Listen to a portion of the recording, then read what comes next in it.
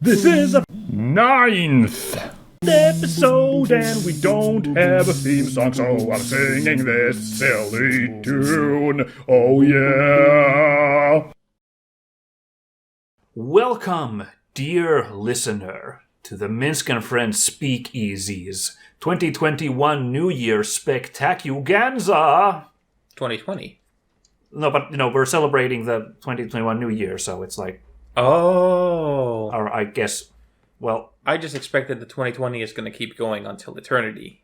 okay, I guess, you know what? I don't know what the proper numbering is for this. Anyway, it's the end of the year special. It's the end of the year obligatory award shit show special. But we didn't go with that title because, yeah, obviously. It's harder to put an acronym on it. Yes. So anyway, I am one of the hosts, Minsk. Hey, it's Joonatan.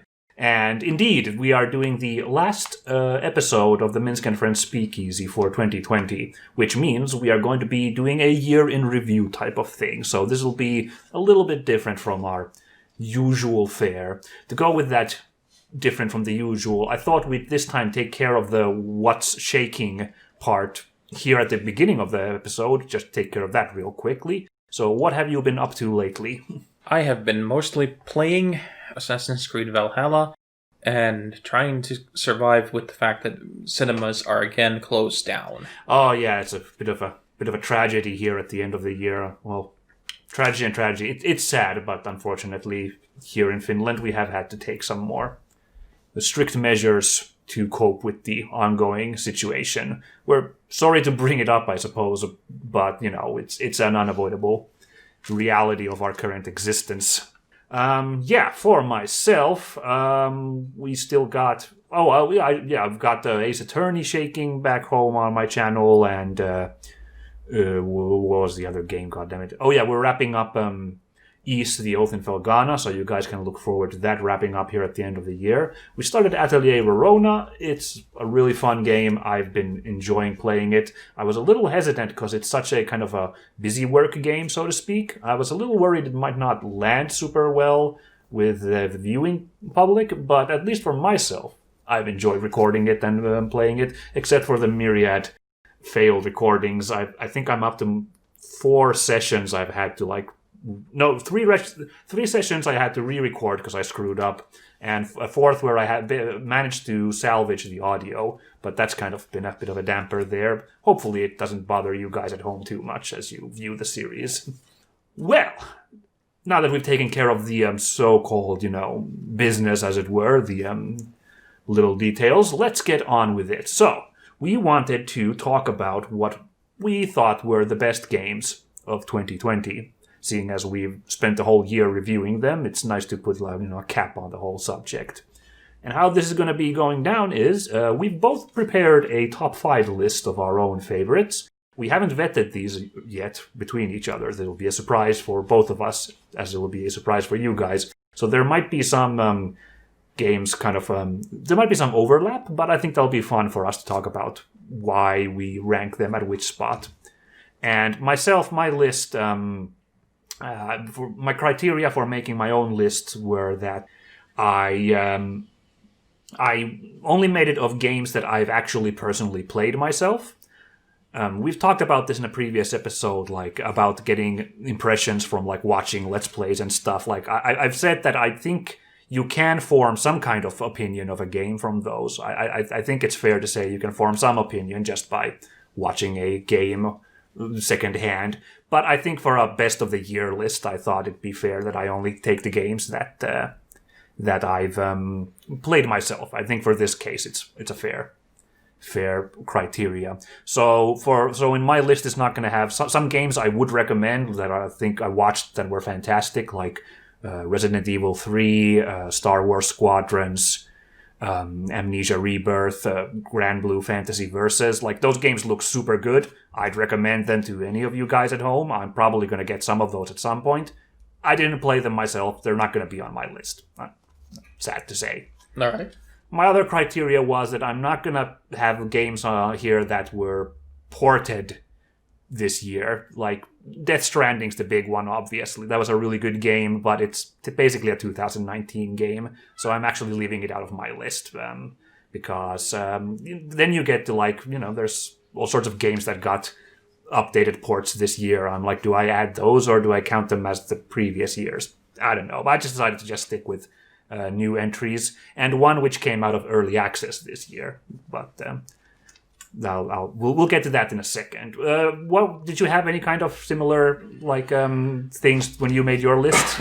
Yeah, I did, and then I threw them out. Okay. I initially thought that I would do the same thing, that no re-releases or even remakes. Right. But then one of my favorite games of the year is a remake. Well, a remake is kind of a different thing from just a port of a game, so I think we can totally give you slack for that. I'm fine with that. Right, but then I also was thinking that it has to be a genuinely good game that I like to play. Right. It can't be just a game that I understand its value and all the meta around it, which drops out some big titles. Right, because right. I didn't enjoy playing them, even though I enjoyed what they represented. Oh yeah, I guess I should absolutely say my list is games that I personally enjoyed the most. Like, this is not really trying to be a pleasing everybody type of list. This was just mine top 5 list. Yeah. Which, I guess, the funny thing is, if you ask me 10 years from now, it'll probably be a completely different list once I've actually gotten to play a bunch of these games. But this is our situation here at the end of the year, I guess is the way you could put it. Right. Because I had the opposite thing. I played about 100 new titles this year. Right, yeah. And that was just because of reviews, because of stuff that the studios had sent. And I had a moment of real, like, paralyzing panic of what do I put in. I can imagine you probably had a real tough time. It gets difficult ranking when you have so many to choose from. Yeah, and there's the thing that I personally don't mind giving a thing 5 stars if I enjoyed it, and I know a lot of people still argue with that yeah. 5 stars has to be reserved for just perfection. Yeah.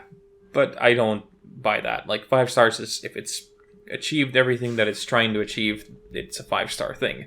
So I tried to go through my reviews and went through all the things that get 5 stars too, and even those there were quite a bit. There's like 20 games in there. Nice. So trying to get down to just 5 was hard, but it came down to what I personally, after I had reviewed it, did I go back and play it still? That's a pretty good criteria, I'd say. Yeah, I have a couple of games on my list which were ones that I played several times again, which I don't normally do, but clearly the fact that I went back to them has to be some mark of quality for them in their favor. Yeah. Okay, let's not dilly-dally any further on that front. Let's get in there. Maybe I'll go first on my number 5 here, yeah. And then we'll go. We're going to be trading off my number 5, then Jonathan's number 5, then one of our number 4, and we'll see where we end up here. But yeah, my number 5 is actually the only game on my list that we did not cover on our show. This one was something I played. Well, I played with you, but we didn't talk about it on the show, actually. It's Risk of Rain 2, which came out from early access this year, so I'm counting it as a 2020 release. Yeah. I was really thrilled with this. I guess it counts as a roguelite. I guess so, yeah. Because it's got, like, randomly generated levels, and there's kind of... Well, there's not persistent progression, but, like, there's collecting items and trying to, like... You go through runs in it trying to survive in the environments. Right, and it's... the whole thing revolves around how long you survive, but also trying to figure out the mysteries of the planet that you're on. That's true. It's a little obtuse in what you're supposed to do. Like, if you just go from level to level, you don't actually really progress. Like, there is some tricks involved in actually getting to the end. Although we did actually stumble into it once the final release came out. We did stumble into it fairly quickly, but Right. Yeah. But what really thrills me about this game is that Risk of Rain, the first one, was a completely 2D game. And this one, they succeeded in turning it into a 3D game, basically without any hitches. Like, it works just as well as the first game, and the gameplay is just as well thought out. It's, like, really fun to try the different characters in the game's runs. And, like, if you've played the original, like, you recognize monsters like the big stone golems who shoot the laser out of their eyes, and it's all realized in 3D in a really well. We have a third guest here if anyone's hearing. Jonathan's cat is keeping us company here, but don't worry about that. Anybody wondering what that noise is? Considering how often she sits on my lap while I play games, it's no wonder she wants to be a part of it. Yeah. Plus, I mean, every respectable like video game reviewer, YouTube personality has one cat somewhere in their episode. So it comes with the mic. Exactly. So yeah, what was my train of thought? Oh yeah, so like I'm so happy that it turned out so well, because it could have like crashed and burned if you think about like back in the 90s when all those platformers tried to switch from 2D to 3D and how many failed on that front. So I'm like really happy for Hapu Games were the guys who made it, and I enjoyed playing it a lot. We played it a couple of times in co-op. I will say that the co-op, it's fun, of course, to play with you and the other guys, but it isn't like very substantial co-op. It's more just like everyone's doing their own thing and dicking around by themselves in the game. So that's why it's like a little meh for me. Plus, the dreamy quality of the game does get a little uninteresting when you play it for a long time. It's got a cool vibe, but at some point it's a little, I don't say unpolished, but like, I don't know, lacking in features, the world. Like, it's a little barren in some senses, especially once you start to recognize the levels. Like, there's no randomly generated levels at the moment, so that kind of eats into it. So that's why I didn't rank it any higher on my list. But overall, I really was impressed how well this game turned out. Yeah, it actually only just missed my top 5. It was very close to being in the 5th place as well. Interesting. Because we've played, like, I think between just on solo or in co-op, I think I have like almost 100 to 200 hours put into it. Right. And that's also through from early access and all that. But I played the first Risk of Rain years ago with my flatmate. And after we had played the second part and had played quite a bit of it, when I was thinking about this end of the year list, I went and I played the first one again. Right. And it's crazy how that feels now like a prototype for what this became. It's still a good game, but you can clearly tell that they had already a much bigger idea of what they wanted to do. Yeah. As far as roguelites go, this one's a really good, easy one to jump into, and it's really rewarding. There's a variety of characters it's rewarding. That's like finding your favorite is really well done. And yeah, it just works. It's my feeling. It's also got a great soundtrack, and it is fun.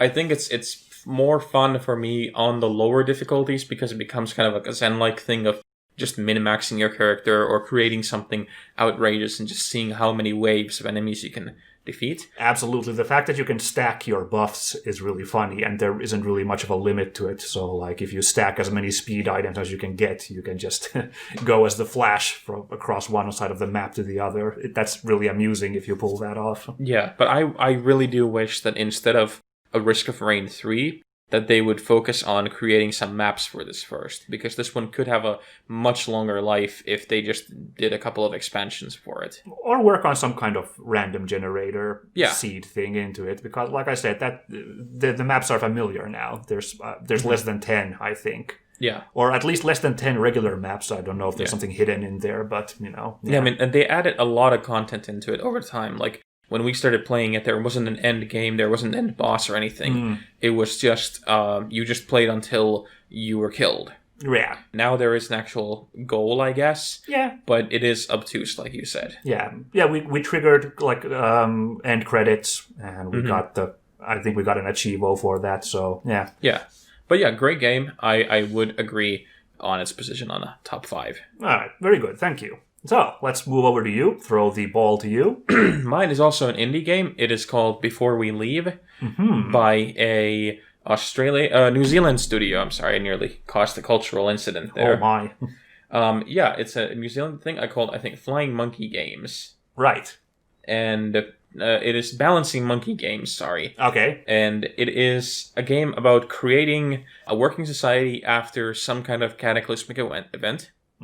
Where you begin from the moment where the people emerge from their bunkers and start building, and then it's on like these hexagonal maps, that then go back all the time as you find more of the planet, eventually revealing the entire planet, where you can control so that like there's an actual day-night cycle that you can see the sun in the solar system shining the light on the planet. So if you then circle around the planet, it's night on the other side and dawn on the other side, and you have to start building a society. But eventually, as you build, you notice that you start running out of resources in space, and it's made in purposefully to be kind of small to emphasize the limited quantities of everything we have on Earth. Right. But eventually then you build, and you build, and you build until you build a rocket.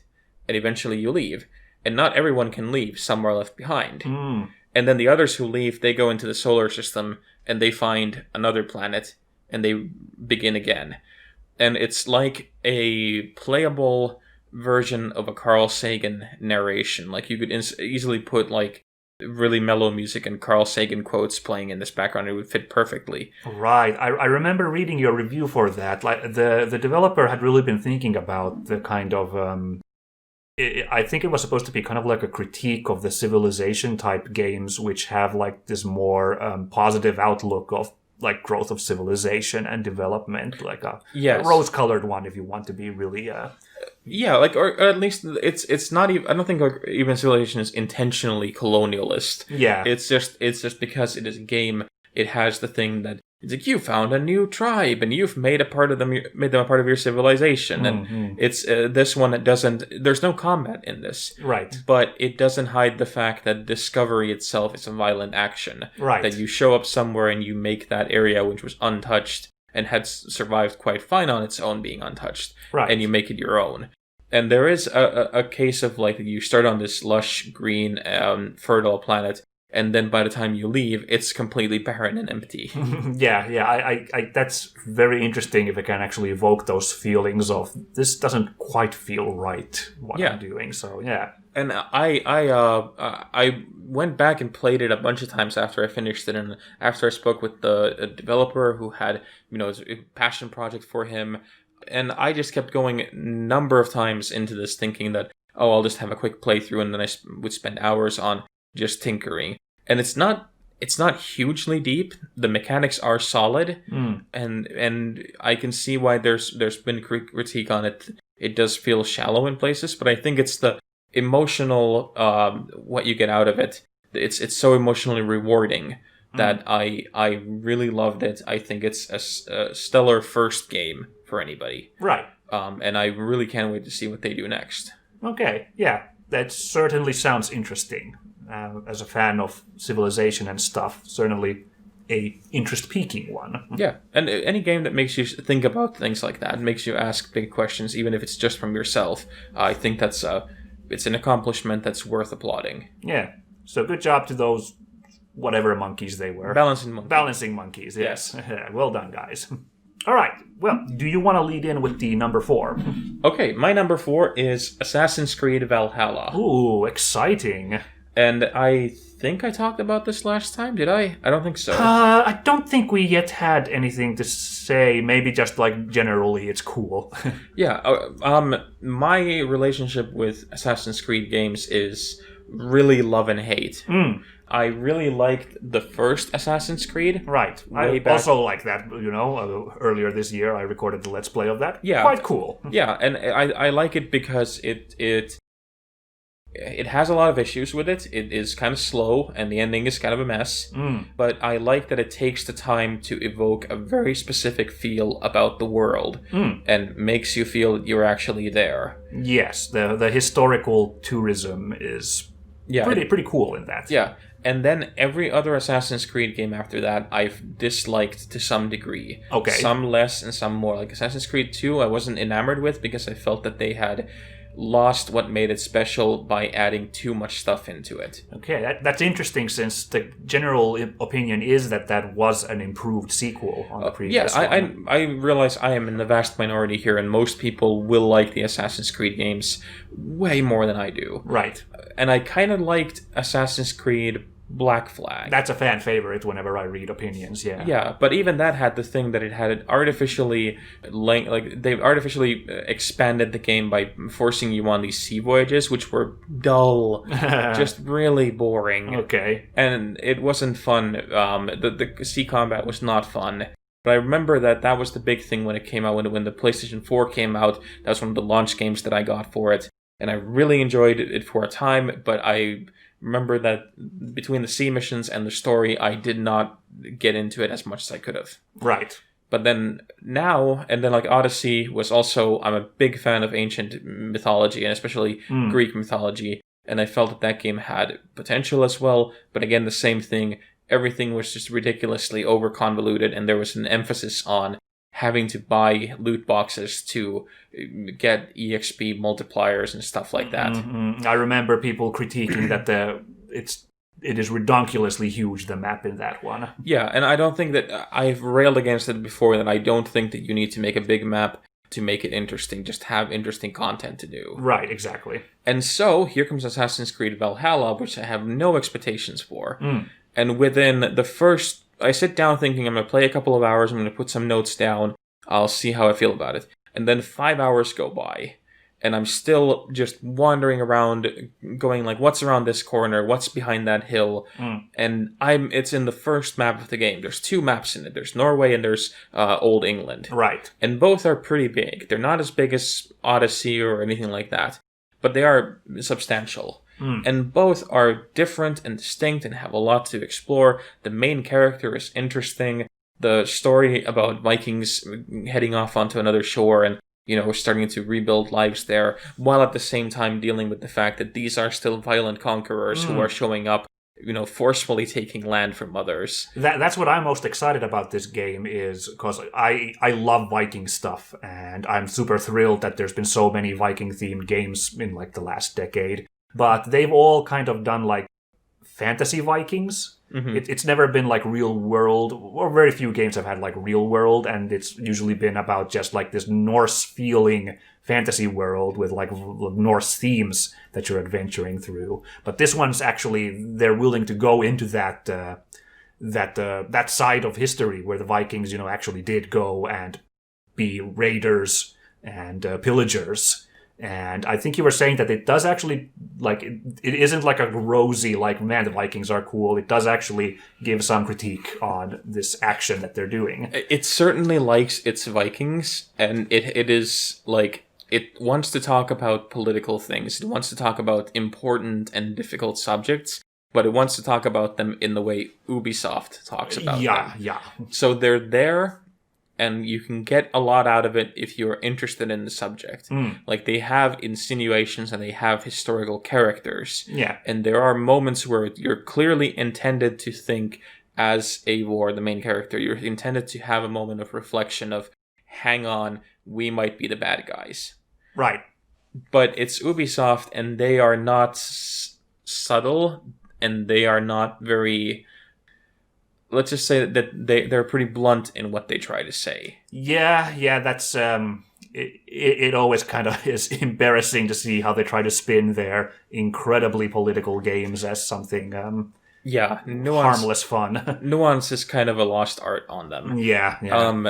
But if you look past that, the story is fun and intriguing. They still have the just unbearably boring future plot involving the Animus and all that, which I never liked. They still do that? They're still doing that, and it's still convoluted. I don't know what's going on. I don't know any of the characters.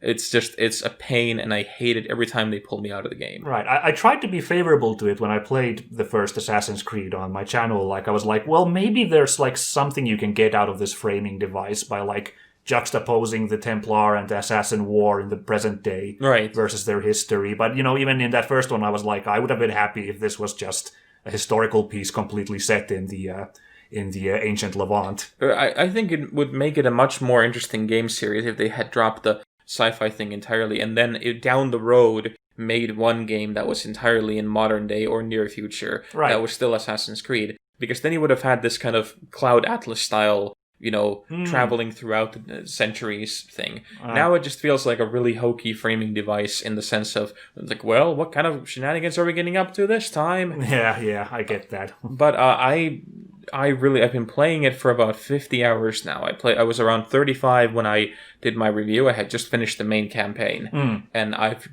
just been going back because there's stuff to do, there's stuff to explore, and I can't get over the fact that this is a game that allows me to ride my giant dire wolf across the English countryside, going into a village to start a rap battle while pissed drunk with some random monk. Yeah, that sounds actually really entertaining. Yeah, it's a lot of fun. It's the kind of fun I wish that Assassin's Creed would have been, and it finally is. It took them about 15 years, but by Jove, they got there. Yeah, by Jove, they got there. Very cool, very cool. I have to say, Ubisoft has had a very rough year this year in general, and that's actually put me off on some Ubisoft games for basically most of the year. We talked last episode how I was feeling a little iffy about CD Projekt Red. I'm feeling really iffy about Ubisoft, so that's why I haven't I'm really tempted because, again, Vikings, I love that shit, but I haven't jumped on that yet. Yeah, I feel in this way that Ubisoft is one of those companies that does not pay their employees bonuses if their games don't sell well. So I feel like that and this is completely because I want to play the game. So yeah. I'm trying to spin it in a way that is favorable to me, but I will buy the game so I can support developers, because the developers haven't done anything wrong. It's the management that has been. And if you don't know what Ubisoft has happened to, it's a completely different topic. What we'll do sometime. But Ubisoft, the management has been scum. Horrific things, and horrific cases of abuse, sexual, physical, emotional, all kinds, for over a decade in the company, and it's coming to light as people are finally talking about it because it's a small industry, despite that it's a global industry. Right. And if you talk about it, you usually get blacklisted and fired. You're never working in the industry again. Yeah. So a lot of people now en masse have come out, and it's a lot harder to try and silence a group of people. Yeah. I feel particularly gross because over a long time I thought that Ubisoft was like, quote unquote, the good guy in the big developers. Like, among all the weird microtransaction shenanigans and loot boxes and everything else that the other big companies were pushing, I thought Ubisoft's biggest problem was that they made same-ish games, which to me isn't, like I've said before, that's not that big of a sin to me. It's like they made more good stuff. Yeah, but then this came out and I'm like, oh, Ubi, come on. Yeah, it was a rough year for them, and by all rights, I mean, it should be that the entire head of Ubisoft and everybody would just be given the boot, completely cut off from the company, and just restarted with the new management. But that's probably not going to happen because of big business. Yeah, but developers of Valhalla, shout outs to you guys. You guys did good. Yeah, also the developers of Black Flag, same team. Oh, interesting. Well, that probably explains it then, that they've done such a good job then, since, again, that was the fan favorite back in the day. Yeah. Cool. Well, I guess I'll jump onto my number 4 then. This one is, I guess, if Risk of Rain 2 had the problem of not great, co-op that was just there, this one is all about the co-op, and that's why I like it. It's Deep Rock Galactic. Interesting. The big old mining dwarf adventure that we talked about in episode 5, I believe. This... I like I said, the co-op is really fun in this when you have like a full team of 4 friends, and because the classes are all pretty well thought out. We talked about there being like some classes which have less to do in moment by moment, but overall everyone's busy working together. It's a great camaraderie in this like mining operation you're doing, and I think just technically it's really impressive. We talked about the lighting. The map generation in this one is really cool. Even I know I've played it a couple of times by myself afterwards, and I just like appreciating the big maps it generates and what kind of stuff you find in there. And it's funny. It's kind of like Death Stranding in that it's a busy work game. You're doing a job. And like a kind of and they're not even like, they're really blunt about it in this one. Again, going with that kind of the kind of snarky Starship Troopers-y tone of it. Like they're like really pointing out how like dangerous and ungrateful this job is. But again, the actual gameplay makes it incredibly thrilling. So I really enjoy. I'm really impressed by this game. I will say that this one kind of seems to have a lack of a goal after you're done with like there's like an initial set of missions, and that's like after that you're like a certified miner or something like that. And after that, it kind of feels like you're just doing it for its own sake, the game at that point. Mm-hmm. Which, like I said, it's super fun gameplay, so that's why it's fun to come back to it every once in a while. Mm-hmm. But as as a guy who likes a nice goal-oriented game or a narrative or something, that's why it's isn't that crazy in the end for myself.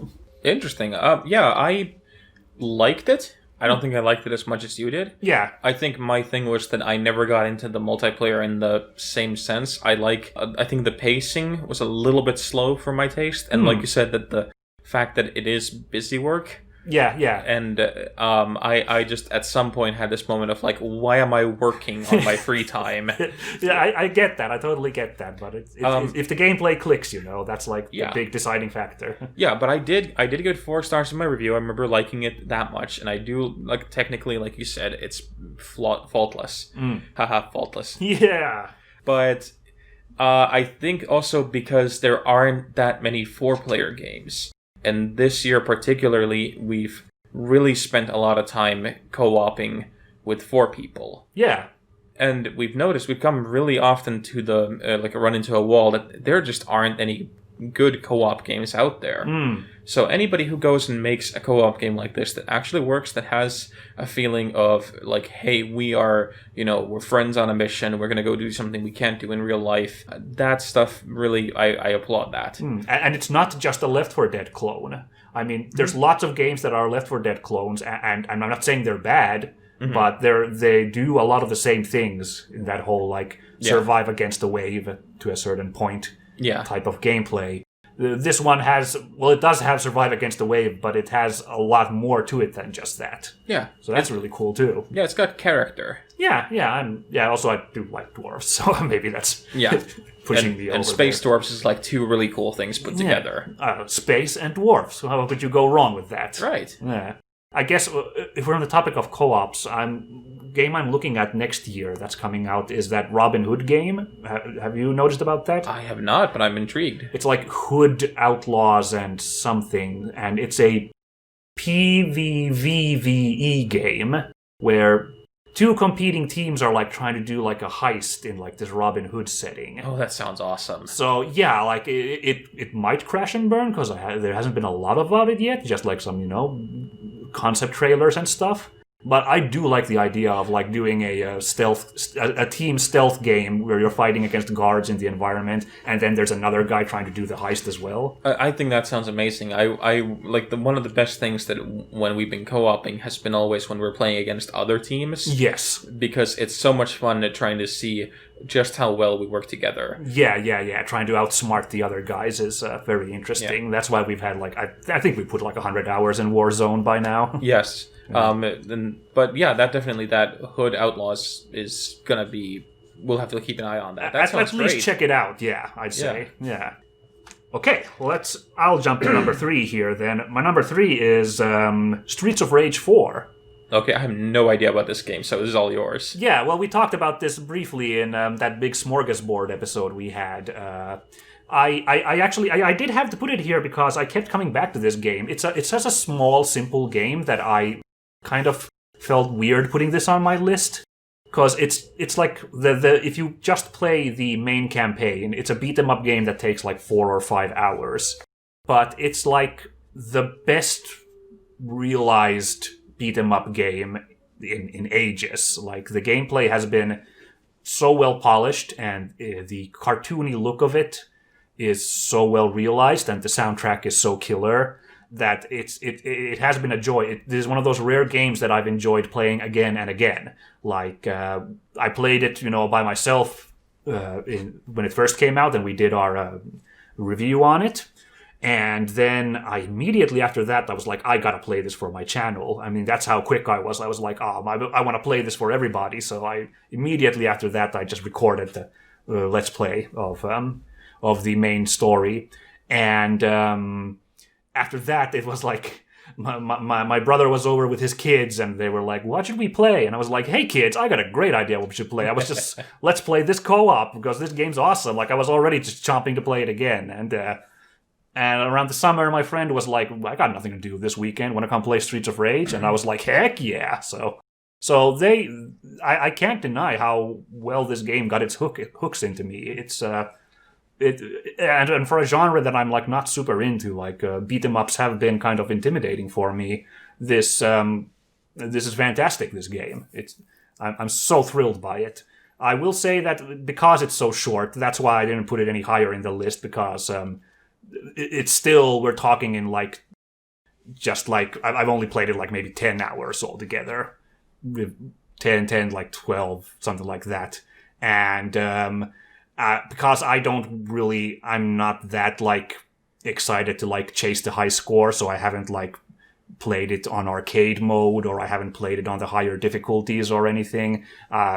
So in that sense, for me, that's why it hasn't been the absolute killer. But I can't deny how much like fun it was when it came out for me, this game. So what was it about it that like made it so good? Was it like, 'cause you don't like fighters, then is it just the style and the gameplay itself? Well, it was accessible. Like just the simple fact that if you game over, you don't have to start it all over again. Like that made it much more manageable. The kind of like practicing, the honing, if you can just start a level over, you know. Right. And I don't know. I guess because it opened up for me. Like there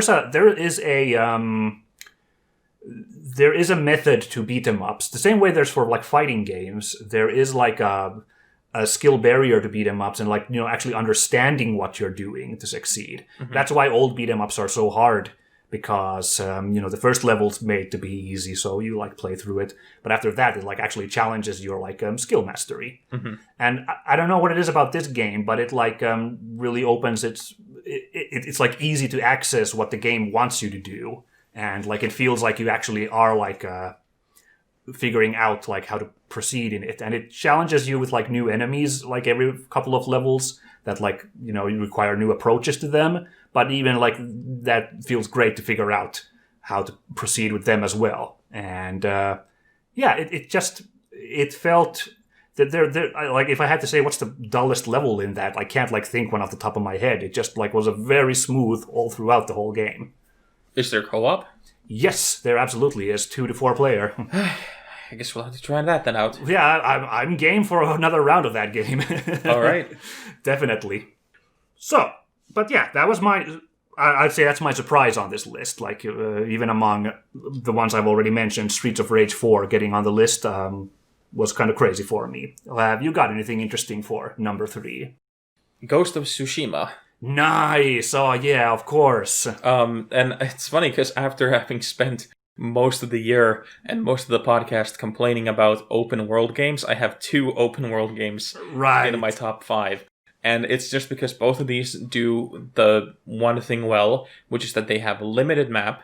Right. Like, Tsushima is bigger than Valhalla, but it's story-driven in the way that every time you go to a place, the story leads you across the map in the kind of way that you kind of get an understanding of its geography. And it usually leaves you in a place where you can immediately pick up another story. Okay. And you can then head off. So it feels like you're actually making a journey across this in like a TV series kind of way. So what I would do, I would play like a story or 2, and then I would leave it, and that would be like an episode in my mind of this particular adventure. And then the actual main campaign, the story is so well written. Okay. And I was really worried about it because it's written by Americans. So, and usually Americans trying to go into do Japanese history is painfully bad. Mm-hmm. There's usually very little understanding of both the cultural history or the context or anything like that. But in this, Sucker Punch, who developed this and made, like, it was a passion project for them, they went and they got, like, actual historical consultants. They got people to consult on the language, on the types of dialect that people are speaking. They got people to actually, like, they took their time in understanding of what they're trying to depict on screen. And it turned out it's also a love letter to Akira Kurosawa movies. I was going to say, I assume that your movie chops also affected your choice here. I remember seeing the trailer for it, how you can play it in black and white in the Kurosawa mode, and was really excited about that. That was kind of a gimmick in the game. When you actually see it, it's like, okay, this is cool. But because of technology being what it is, and because of what games being what they are, it doesn't emulate, of course, Kurosawa's use of film or the grain and all that. Right. But what I was really impressed what they got through is that they had gone and noticed the one thing that Kurosawa uses, two really important things in his films to communicate to the viewers, just basic things of like how the story is told. Right. Color and the wind. And in this one, it's really great. The wind works as a companion to you. By like swiping on the controller, the wind points you in the direction of your objective. Okay. So, like, you're constantly having this kind of sense of, like, you're following nature and following this path that is otherworldly to you. The more difficult part with the colors is that Kurosawa would color code the characters. Okay. And this one does it impeccably, too. It's really easy, even in the most difficult locations and difficult combat scenarios. You can always tell who your friends are because it's so well color-coded. Interesting. And just in general, just the way that it's put together, the way that it talks about the samurai in a way that is not the lovey-dovey fantasy relationship like we talked about with the Vikings. Yeah, exactly. Samurai are often depicted in a lot of things as these kind of wonderful, benevolent overlords who helped and rule Japan, which was not the case. Yeah, I mean, they were like any kind of noble elite caste. They were prone to abuses of power and it talks about the rise of the shogun, about how time in Japan started changing into this more away from prefecture lords and away from this kind of personal freedom to more of the structure where there was the emperor and then the close people around him, and everybody just fell in place after that. And it talks about the personal freedoms. It talks about how much do you want to maintain culture versus tradition. Oh, that's all fascinating. Yeah, really great stuff. And it's a really fun game to play. You can play it as a full-blown samurai epic where you go and you have lots of sword fights, or you can play it as a ninja story where you have lots of stealth, which is really well made. Uh-huh. It constantly kept surprising me, and I spent so much time going through every single side mission because I liked every single character and I wanted to see what happens in their stories. Cool. Never happens in big games for me anymore because it's just a lot of it is so recycled. So watching this now and playing this and going like, hey, this is actually engaging me on a level that I haven't been engaged with in years, it was such a treat. This is one of those games I'm really hoping for a PC port. Like it's maybe unlikely, but like this one I have most fingers crossed, I think. I would love a PC port as well because I thought the PlayStation ran fine and it's really beautiful on the PlayStation as well. But it's just the stuff you could be done on the PC port, seeing as how even Death Stranding is being modded now. Yeah, I would love to see what people would do if they got their hands on this. Oh, man, yeah. So, that's a great pick, I'd say. Because, I love that shit as well, also. I haven't seen as many Kurosawa movies as you, but also very much a fan, so... They are all great. I think he doesn't really have any stinkers, does he? He's got a couple that aren't great in his early career, but he did a lot of movies. Yeah, he's very prolific, isn't he? Yeah. All right, so that was your number 3 is where we are. Would you like to jump to number 2 then? Yes, number 2 is, and I am not even ashamed to say that it's a pure nostalgia pick. Right. Okay, it started as a nostalgia pick, and then it turned into this is actually great. And a serious pick. Yeah, and this took a long time to actually get on the list, because I remember when it came out, I liked it a lot, and I remember giving it a decent review. I think I gave it 4 stars. But I did say in the review that I have my reservations. It's probably not as good as I think. And then about a month went by, I didn't touch the game at all, and I started feeling like I really like this part, I really like that part. I started thinking more and more about it, and I was like, I have to go back to it. And then I ended up playing it twice, like from the beginning to end. Okay. After that. And it's Final Fantasy VII Remake. I knew it. I knew this was the one. Because it's so good. It captures everything that was good about the original. Yeah. And I love the original, even though I admit that at 20 years, it's dated. It doesn't hold up in a lot of places. Yeah, it's got the I remember very fondly looking back at Active Time Battle and being like, oh, this is how it should be. This is my youth. It's great. Going back to it now, it's fun because it reminds me of how it was like to play it as a kid. I can see why it's been dropped. Okay, there's a reason why it's gone. Yeah. And there's things like certain places of the game of the original are clunky because their translation didn't really work because it was really rushed to the market. But the story is still wonderful. The story was so ahead of its time when it came out. It's we can't really talk too much about that since again the other parts of the remake aren't out and we don't want to spoil it for people who don't know. But it's fascinating. It's a fascinating character study that other games weren't really doing. Right, but it's also it's one of my favorites when people say that why do games have to be political? Why can't they just be like Final Fantasy stuff? And it's like Final Fantasy VII is about a group of eco warriors who are fighting a giant corporation that is draining the life out of its literal lifeblood. Right. Yeah, it's a really great it's mixes cyberpunk and steampunk. I think they're calling it diesel punk somewhere. I've heard that term for like this kind of early 1900s kind of aesthetic combined with weird science. Yeah, but it's got a wonderful cast of characters. The gameplay is solid, and this is just the first part, and I've spent over 120 hours on it. Good lord! So I can't imagine what even the second and third parts will be because there's so much to explore still. This is a big game when it came out, and it's going to be an even bigger one now. But everything about it is. It's touching, it's funny, it's exciting. The music is probably the best all year. Nice. If I would now go back to it, now that I've gotten over the whole I have to kind of be a little bit reserved because it's so different.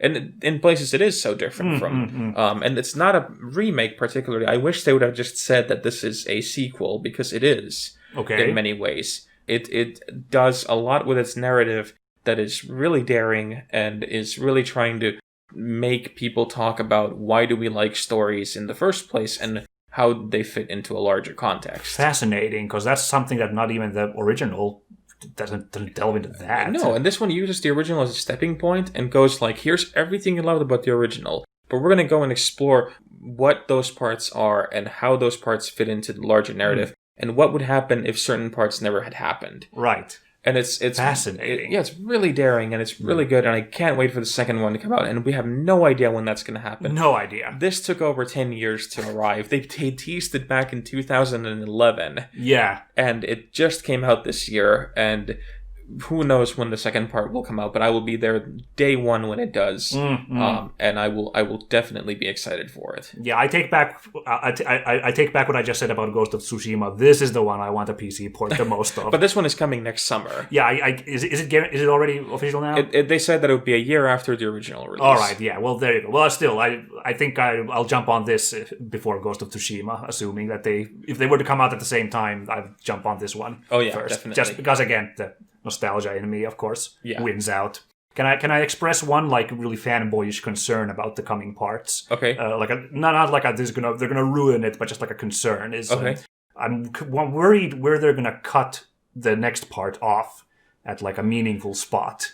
Because the first part was all about the Midgard chapter, and that was a perfect story arc, one arc of the story, and a great climax. So that makes a great chunk for a single game.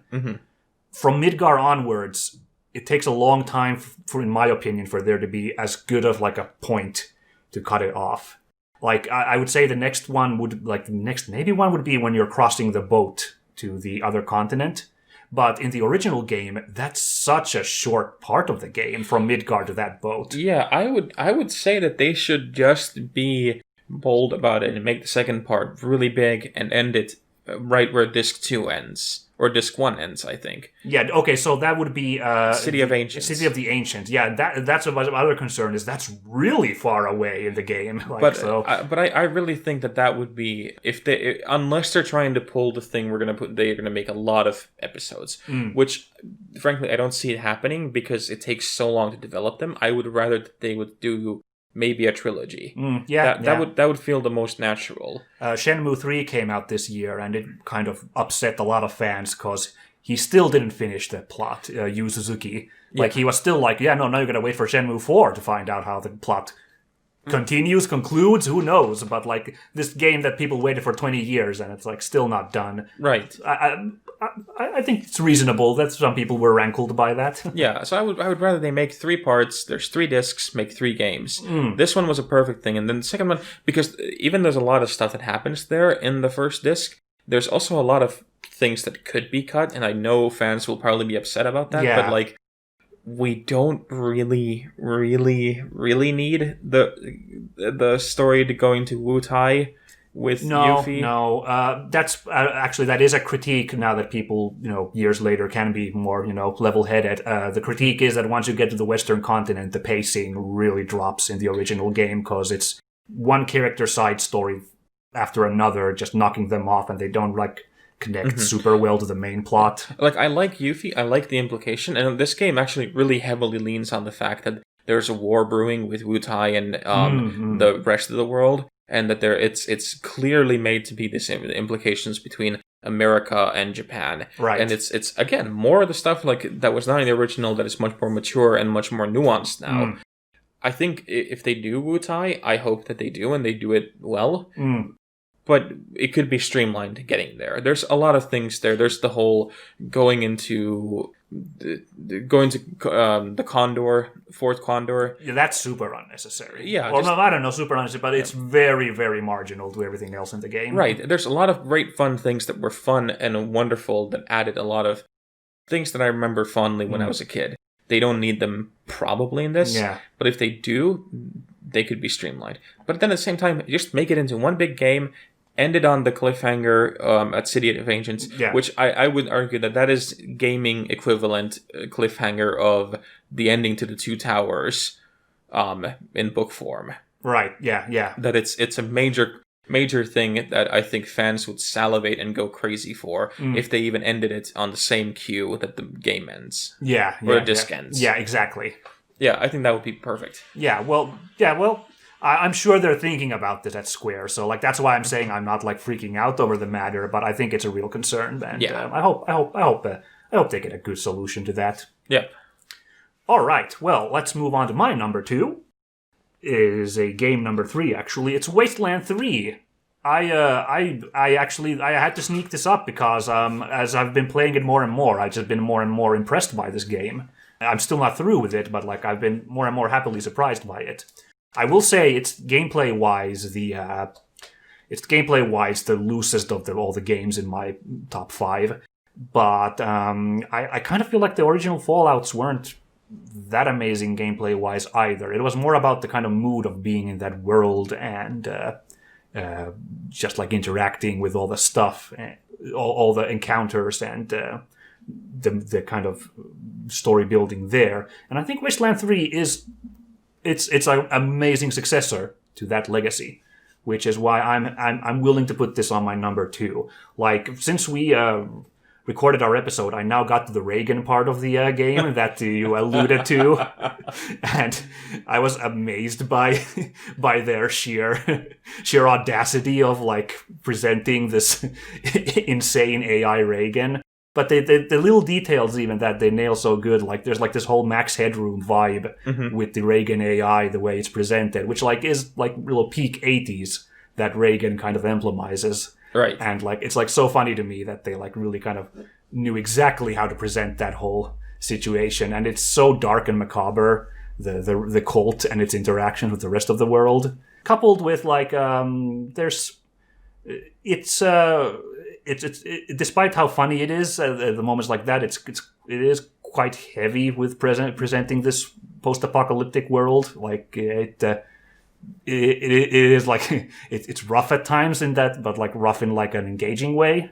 And I don't know. It's this one they really I mean, this is like you said, this is a whole fanboyish personal thing. But since Fallout is so cool to me, I'm so happy that 20 years after Fallout 2, I'm getting to play something close to what that experience was. And this is the best of the current games, I think, on that front. Even other isometric games, they lean more on the Baldur's Gate feeling, which it's cool, but I'm not as a big fan of as I have to admit it. Baldur's Gate is cool, but I'm not as enamored by it back in the day. But so this one it's just a very well done overall. For its faults, I think it really wins me over with its what it does with the story and the atmosphere and everything. Yeah, I would agree with you. It's a really good game. I enjoyed it quite a bit. I think the looseness and the kind of irreverence didn't work for me as well as it did for you. Right. But like the stuff, every time I didn't like something, it did win me over again with stuff like the Reagan thing. Yeah. The Reagan tribe is one of my favorite bits all year in gaming, especially now having played Cold War. Oh yeah, talk about a contrast of like depictions of the Gipper, which is all about committing war crimes to make Reagan proud, and it's so funny to have that, and then have the game like Wasteland, which is all about making fun of that. Yeah. It's like there's a painting of Reagan on his raptor in like his presidential palace in the game, and it's like presented as a piece of authentic Reagan memorabilia, like a historical moment in his career, and that's like that you can't not smile at. Yeah, something dumb like that. Yeah, but I really like it. I can totally understand why it would be a pick for number 2. It didn't make my top 5. It was close though, but it's a solid game. Yeah. I could like. There's also interesting AI stuff in it. Not Reagan, but there's an AI commune in it that like I had weird feels for because I like that topic, and like it tackled that subject surprisingly with a lot of nuance that I wasn't expecting after the aforementioned irreverence. Yeah, it's weird how broad and then how tender it can get in like very short time apart. Yeah, it's I think it's something to remember, I think, this game. Yeah. So I'm happy to keep it on my number 2. I'm sticking with that. All right. But now the big one. What is your number 1? Well, I think the fact that it hasn't shown up on this list already spoils what it's going to be. It has to be Doom Eternal. Really? Yes. Huh. I was so thrilled by this game that, and this one I haven't actually touched because it's a giant game. So I've been like, I have to have room for other games. I can't install this again. But my eyes hurt after I played it. But the fact that I still like remember how much I enjoyed this game, like since months and months ago, speaks to how much. And yeah, like there's again that whole fanboy thing. Like I was worried about putting it this high since I'm an admitted giant Doom fan. But because I'm impressed by their daringness in what they did with the gameplay. Because they could have just done Doom 2016, but with new monsters and like I don't know, new gun, new levels basically. Yeah. But the fact that they like committed hard on adding more mobility options, limiting your ammo capacity so that you're forced to like vary your tools, which I know that did not land with a lot of people who like the power fantasy of 2016. But for me, it just made it that much more exciting. It reminds me of like when you see like a promo trailer, like a pre-recorded gameplay trailer where they show off like all the tricks you can do in a game, which you'd never go through all of those tricks when you play a game like in a normal game. You wouldn't vary it up all the time like the way they do. They make it look super impressive in the trailer. But this game forced you to do that, and I applaud their like chutzpah in like making the game like that. On top of that, it's just such a joy to see this classic Doom realized in like this modern look. Like all the redesigns of the monsters are super fun. I even like the plot, even though they actually, Doom isn't famously about that, and it is initially a little weird that they decided to emphasize this whole backstory of heaven and hell and their weird dealings. But what I like about it is because it feels so goofy. It reminds me of like that edgy 90s era of like comic books and stories, which went for like all this kind of weird lore that didn't seem like super well thought out. Yeah. And I'm not even sure if this one's super well thought out, but like it like nails that feeling for me. And Doom is very 90s. So like, I think that's hilarious that they're like adding this, like we're making this unnecessarily grandiose like lore and world building for this game about the angry man destroying demons. I think even that works for its favor. Yeah, especially since a lot of that angry man destroy world thing is even mentioned in the game. Like the normal people, the random few normal people who you meet, they're like hilariously over a head shorter than you are, and Yes, like yes. they're like they're smaller in every way to you, and all the cutscenes show you like walking past you just this pile of muscles. Exactly, it's so funny. And then like even they're like just like, how is he? What the? And you just hear them commenting on that and just panicking about this existence of the Doomslayer. There's the ongoing gag of this one, like, I think she's like a psychologist or something. She's trying to, like, profile the Doomslayer, like, who this person is. And she starts out, like, a very professional and like, scientific going through about what this man is and what he's like. But she, like, slowly transforms into this ridiculous Doom fangirl. Yeah, an acolyte of the Doom guy. Yeah, her last recording, you listen, she's just like, the Doomslayer is the Alpha and the Omega. He is our savior and our possible doom. And it's like, so, like, that's really funny. Yep. And I do agree. I like the game a lot as well. I just actually finished playing through the expansion. Damn, you beat that? Yeah, finally. It took me quite a while because it was harder than the main game. That's what I've heard. That's why I haven't jumped on it yet, because I'm one of those people who, when they're like, oh, you thought that was hard? Try this DLC, that's even harder. I'm like, no thank you? Because I started playing it, I didn't know anything about it. I got the review copy, and I'm supposed to write a review of it, and I think the first part of the review is just going to be talking about how the first 3 hours, it just handed me my ass. It's just like, oh, you silly boy, we're gonna have fun with you. Yeah. But yeah, I think the reason it didn't end up on my list is because I think I just had my fill. It got so overpowering. Okay, I can get that. Yeah. It's fun. I enjoyed it a lot. I played it through. I collected most of the hidden stuff, and I really loved the whole.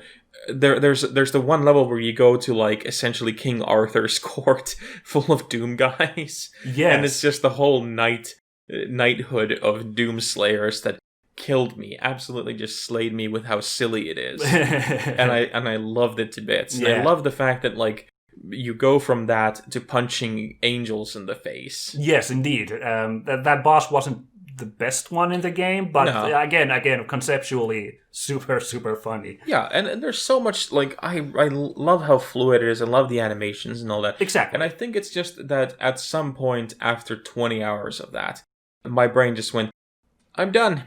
My little guy inside my head who goes, more violence, is done.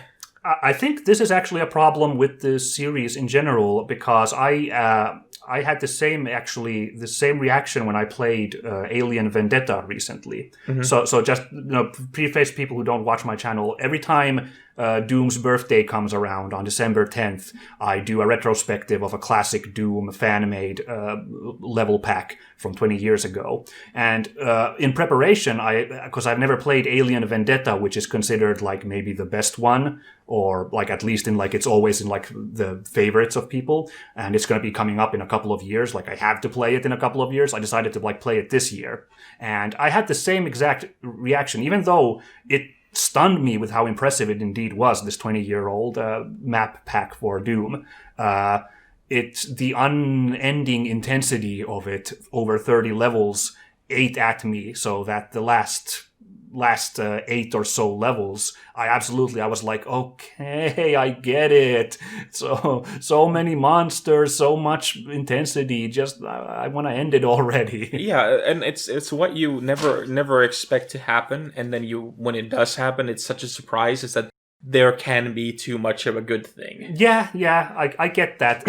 I'd say Doom Eternal manages to be short enough for me not to reach that point. Yeah. It's well paced. Like I said in my original review, my only major complaint is that midpoint, which is the story really is heavy for like one like really story heavy level. They could have easily combined 2 levels there, because the next one is also even more story, more fighting, but more story. Mm-hmm. That's the one point where I think the pacing drops in the game. But that's like my only major complaint. The other one is like, little fanboy complaints of, I wish the Archvile was cooler. He's such a lame-o in this. Right. Well, that's a really, really interesting and really good pick, too. Yeah, well, thank you. Yeah, I cannot discount because despite my expectations, it somehow surpassed them. So, like, I cannot discount that. Yeah, and it's a solid game. Yeah, absolute easy recommendation for people. Yeah. So let's jump then into what your big one is.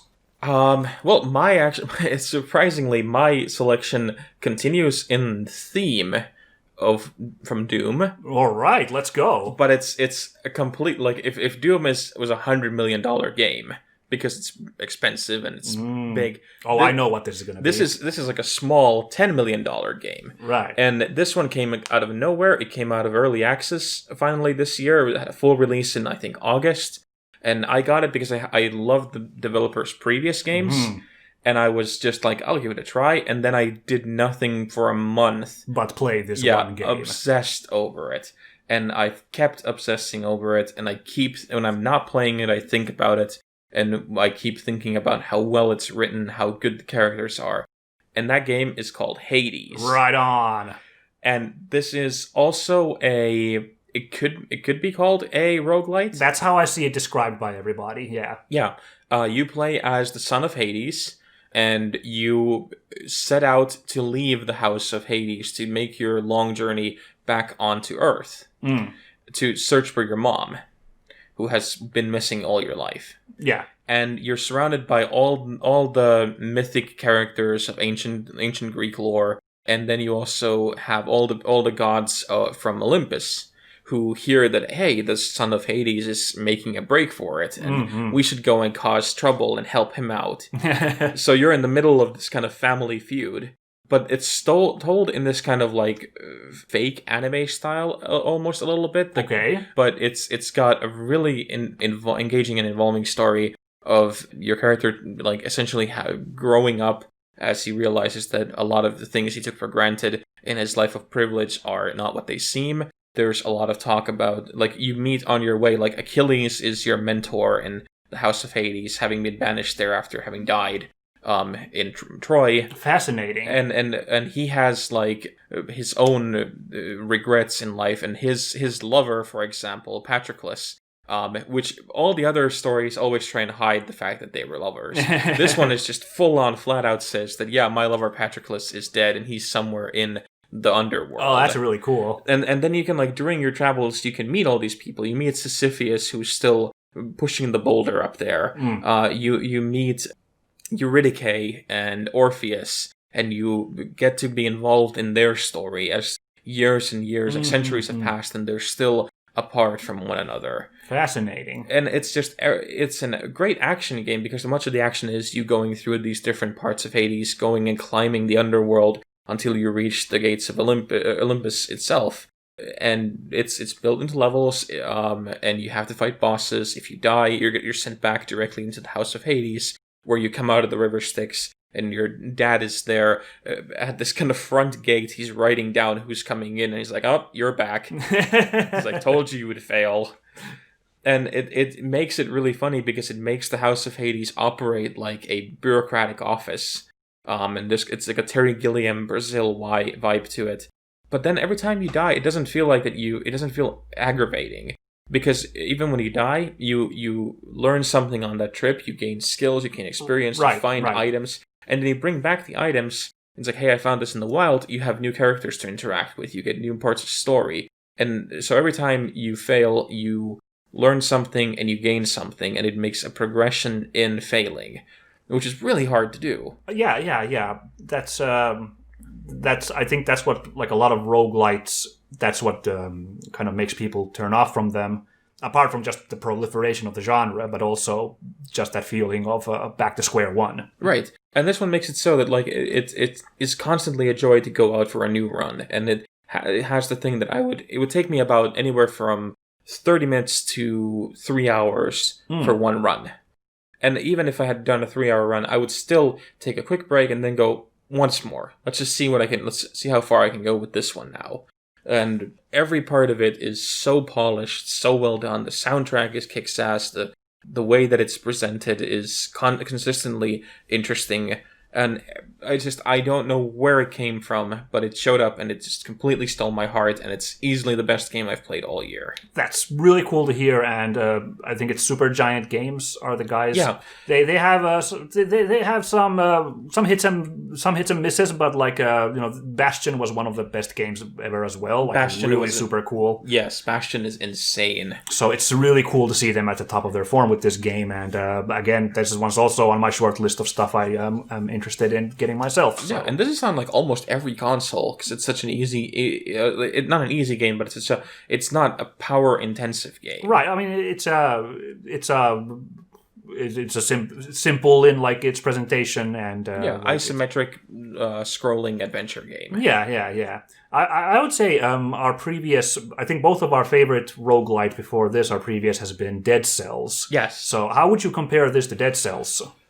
It's similar in the way that there is you constantly find joy in the exploration, but Dead Cells was a lot about metagaming because it was a lot of thinking of how do these weapons affect one another, which weapons can I use to create more violence, and the lore in that and the story in that was a lot more obtuse. It went for that Dark Soulsiness of like figure it out. Yeah, and now with the updates that have happened to it, it's gotten more in-jokey, and it's kind of there's a little bit of a sense of that it's kind of very happy with itself, a little too happy with itself, I guess. Like last time I played it on the Xbox, I discovered like Gordon Freeman's armor in it. Oh, okay. And there's a little things like that which kind of a little bit detract from it now because it's more like, oh yeah, I'll just throw Freeman's armor on and I can't take damage from acid anymore. Yeah, and it's like it's a little, it's not so much engaging anymore in the sense of like falling in love with the lore and the style. It does kind of take you out of it, of course, to some extent. Yeah, it's still a solid, great game. This is, I think, a better experience because it focuses on the combat, and the combat is really pleasing, and you have to think about strategies and all that. But because it makes everything feel important. And because it's also the fact that and this is a really weird thing, because you're already in Hades. Yeah. You're not actually hurting anybody, because everybody just goes right back into the river Styx and comes back the next time. Right. And there's a weird sense of almost like comfort in the fact that like some of the people who you meet, like they'll talk to you before the fight and they'll be like, look, we've already done this once, I don't like doing this. And like you'll meet your friends on the way who try and stop you, friends who decide that they're going to help you. And every time, and then like afterwards, it's funny because you'll fight this person who you've had a clearly antagonistic relationship for years, and they're one of the bosses, and you fight them and you beat them, and then when you die, you come back. And you can go into the pub in Hades, and they're there complaining about what a hard day they've had at work because they've had to fight Hades' son, who's a right asshole. And it's just, it's really great that it makes it this kind of sense that, like, you're not going out there and mindlessly killing and victimizing people. It's essentially a big case of everybody just having a normal day. It sounds like Supergiant basically hit gold on like figuring out how to make a game which works as a roguelite but still manages to fit in like a really engaging story with like good characterization. Because something like that would be harder to do with a different concept than, being stuck in the underworld. So like that's really cool. Yeah, it's such a great game. I love it to bits. I hope everybody gets to play it at some point, even if they initially are not interested in roguelikes. Yeah, all right. That's super neato. I will also look into it myself at some point. All right, that was our top 5 lists of the year. I think they were pretty neat from both of us. Yeah, it's been a good year for gaming, despite that it's been a bad year for everything else. Yeah, how funny how that goes, doesn't it? Yeah. And I'm actually surprised we didn't have any overlaps in the end. No. Even though I knew that you had a much broader breadth of games that you play, I still thought that there'd be something which stuck out. But interesting. Well, I mean, in the end, we liked all the games that we played. I think our difference was just the fact that there are some games that are not available for everything. Yeah, and also just a little bit of different things that speak to us, I suppose. Yeah. I don't know. Yeah, so this was quite a joy to go through this. My goodness, we've talked for a long time, and my original plan was that we could talk here at the end about some other stuff that had come out this year, but we are really starved for time, unfortunately. Yeah, so we'll have to say it for next year. I guess we can try to do an etc. later on, but Yes. this was a joy. Thank you again for this, Jonathan. Thank you. It was super fun to ruminate on these and pick our brains on what we enjoyed. And I guess we have to end on, I did what have we been doing lately. I wanted to end on, do we have any plans for 2021? Do you have anything lined up? I'm just hoping that the pandemic ends and I can go back to doing something normal.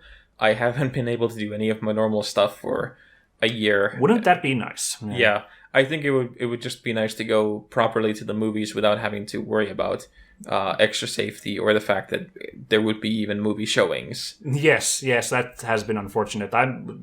I'm impressed how many movies you've still seen this year, despite the situation. Well, it's been weird because they've shown us movies like for press screenings, and then the movies have never come out, or then they've come out on streaming much later. So it's felt like cheating going into a movie theater to see a movie that then it's just you and maybe like 10 other people.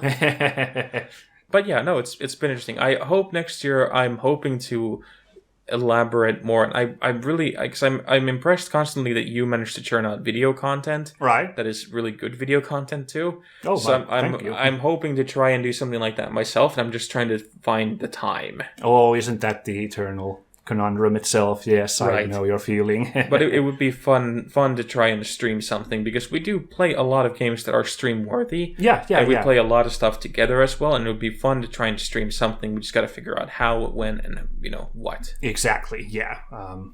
But we promised that for a couple of episodes now, and I think we're still going to stick to that, but we can't, we still can't say when or how. Yeah, it's just abnormal times, and everything is hard to do. And busy times. Yes. Yeah.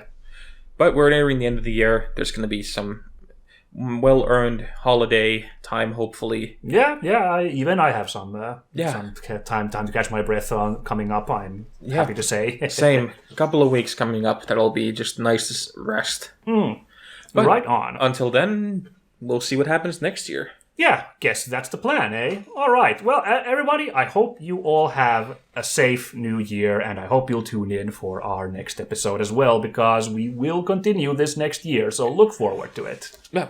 See ya. Bye!